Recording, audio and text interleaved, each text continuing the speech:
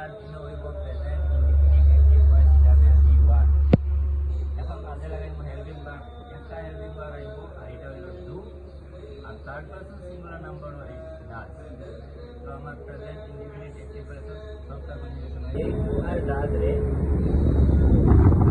negative বানাইব বা interrogative বানাইব তখন আবার বাইরে আসবে ডুটা যেমন আর যদি ডু বাহির করা হয়ে যায় তখন অর্থটা একটু বাড়িয়ে দিব आई लाइक मैं पसंद करता हूँ आई डू लाइक मैं जरूर पसंद करता हूँ ठीक है এখন এইটারে যখন নেগেটিভ বানাইব তখন দুটা আই দিব আয়া নেগেটিভ আর শব্দটা আসবে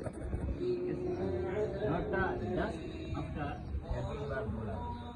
বলা হয় ওটারে যদি ইন্টারগেটিভ বানানি হয় তাহলে এই দুটারে বাইরে করিয়া নিয়ে সাবজেক্ট রাখব